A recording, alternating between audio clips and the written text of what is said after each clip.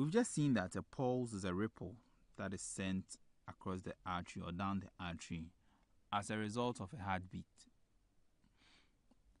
Now, heart sounds can be heard using the stethoscope. A healthy heart will produce a lap-dap sound. Lap-dap, lap-dap, lap-dap, lap-dap. The lap part is a bit on the lower side, but the dap sound is much higher. Now, what happens when the lap is produced? The lap sound is caused by the closure of the atrioventricular valves. Now, let me draw my simple heart here. Okay, there are 4 chambers. Right atrium, left atrium, right ventricle, left ventricle. Between these two, between the atria and then the ventricles, we have valves that will prevent the backflow.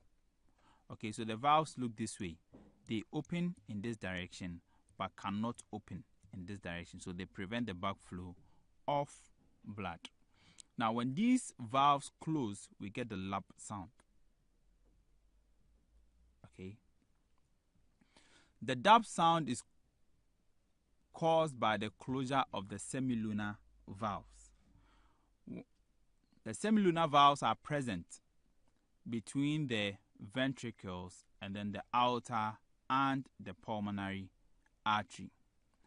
Now, the pulmonary artery is the tube in which the blood travels to get to the lungs, and then the aorta is the tube in which the blood travels to get to the rest of the body.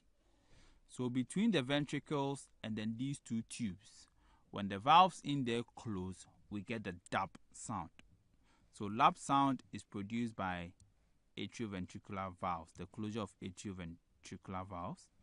The dap sound is produced by the closure of the semilunar valves.